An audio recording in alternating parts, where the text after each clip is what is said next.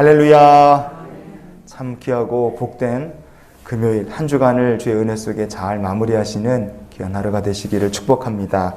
잠언 21장 13절 말씀을 같이 보시겠습니다. 귀를 막고 가난한 자가 부르짖는 소리를 듣지 아니하면 자기가 부르짖을 때에도 들을 자가 없으리라. 아멘. 오늘 말씀에는요, 가난한 자가 아무리 부르짖어도 귀를 닫아버리고 듣지 않는 사람이 등장합니다. 이런 사람들은 나중에 자기가 아쉬워서 부르짖게 될 때에 들어줄 자가 없게 될 것이다. 오늘 말씀이 이 얘기래요. 하나님께서 이런 사람들이 나중에 아무리 목나 부르짖어도 들어주지 않으시고 은혜 베풀어 주지 않으신다고 우리가 생각하면 되죠. 그럼 도대체 무슨 이유로, 구체적으로 무슨 이유로 귀를 막아버린 것일까? 그리고 이런 사람들은 왜 나중에 은혜를 받지 못하게 될까? 그것은 이들이 귀를 막아버리고 사는 이런 삶의 모습 자체가 악이라고 성경이 말씀하기 때문에 그렇습니다. 오늘 말씀해 보면 귀를 막았다 그랬잖아요. 이 막고라고 된 히브리어 본문이 오템이라는 말입니다. 히브리어로 오템인데 이 오템이라는 히브리어, 막고라는 이 히브리어가 성경 전체, 구약 성경 전체에서 3번 딱 나옵니다. 오늘 본문에 1번, 이사야서에 1번, 시편에 1번, 3번 딱 나와요. 그러니까 많이 나오는 말씀이 아닙니다. 그 말씀 하나하나를 살펴보며 귀 막은 자에 대해서 우리가 같이 한번 은혜를 나눴으면 좋겠어요. 자, 귀를 막았다는 것이 무슨 의미인가? 들어야 될 말에 대해서는 귀를 막았고 해야 될 말에 대해서는 입을 닫았다는 뜻입니다. 그리고 해야 될 선한 말은 입을 닫고 입을 열면 무슨 얘기를 하느냐? 정말 뱀의 독처럼 독을 뿜어내는 거죠. 이런 사람들이 바로 오템, 귀를 막고 사는 사람들입니다.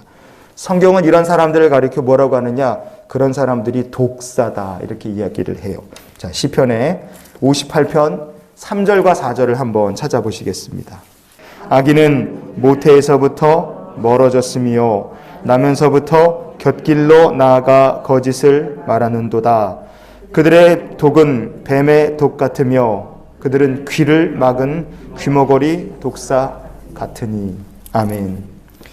여기 귀를 막은 귀머거리 독사 그랬잖아요. 이 귀를 막았다는 게 바로 야템 오즈노라는 말입니다. 이게 귀를 막아버렸다는 뜻이에요. 가난한 자의 부르짖는 소리가 아무리 있어도 귀를 막아버리는 사람, 이런 사람들은 귀머거리 독사다 이렇게 얘기해요.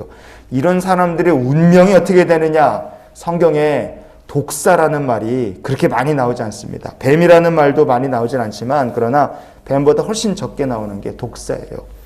독사라는 말이 들어간 성경 구절이 신구약 다 합쳐서 20절 나옵니다.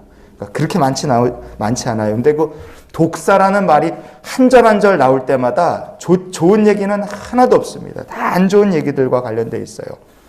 예수님 말씀 중에 독사 관련된 유명한 말씀이 있죠. 마태복음 23장에 33절 보시면 뱀들아 독사의 새끼들아 너희가 어떻게 지옥의 판결을 피하겠느냐 그러셨어요. 예수님께서 독사라고 말씀하실 때 어떤 사람들이냐? 서기관과 바리새인들이에요.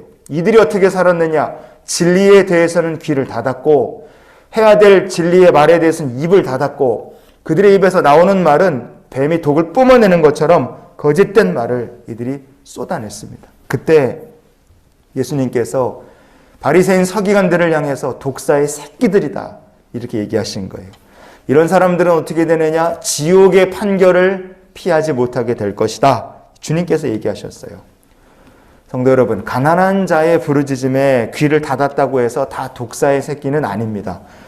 도울 수 있는 형편이나 상황이 안 되는데 못 도우는 거는요, 그거는 죄가 아니겠죠. 그러나 어떤 경우에 독사의 새끼, 귀머거리 독사 같은 사람이 되느냐? 곁길로 나가는 것처럼 사는 사람이에요. 분명히 듣고 분명히 아는데도 일부러 곁길로 나가는 것처럼 일부러 피하고 일부러 외면하는 겁니다. 진리에 대해서 일부러 귀 닫고 선한 말에 대해서 일부러 입 닫고 그리고 사는 거예요. 그런 사람들이 하나님 앞에서 스스로 귀머거리 독사가 되는 겁니다.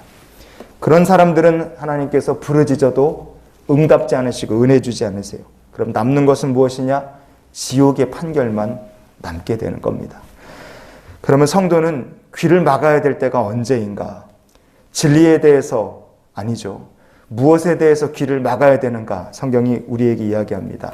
오템이라는 말이 시편에 한 번, 잠언에 한 번, 이사야에 한 번 나온다 그랬죠. 이사야서 33장 15절 16절을 찾아보시겠습니다. 오직 공의롭게 행하는 자, 정직히 말하는 자, 토색한 재물을 가증히 여기는 자, 손을 흔들어 뇌물을 받지 아니하는 자, 귀를 막아 피 흘리려는 꾀를 듣지 아니하는 자, 눈을 감아 악을 보지 아니하는 자, 그는 높은 곳에 거하리니 견고한 바위가 그의 요새가 되며 그의 양식은 공급되고 그의 물은 끊어지지 아니하리라.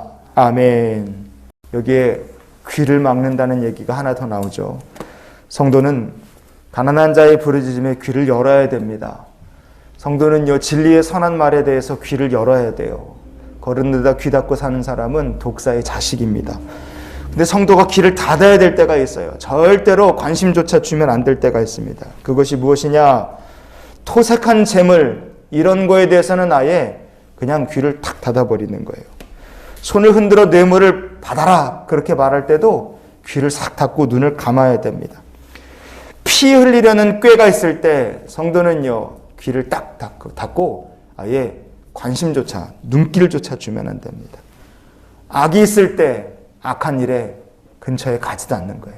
여러분, 이렇게 사는 성도는요, 하나님께서 그 성도의 높은 바위가 되시고 견고한 요새가 되시고 일용할 양식과 축복을 공급해 주시는 믿음의 간증자가 될 줄 믿습니다. 우리가 이렇게 살고 하나님께서 원하시는 삶의 모습이 무엇인지 알았다면 오늘 하루를 이런 기도로 살았으면 좋겠어요. 하나님, 오늘도 죄에 대하여서는 귀를 닫게 하시고 진리의 말씀에 대해서는 주의 음성을 내가 듣게 하여 주시옵소서.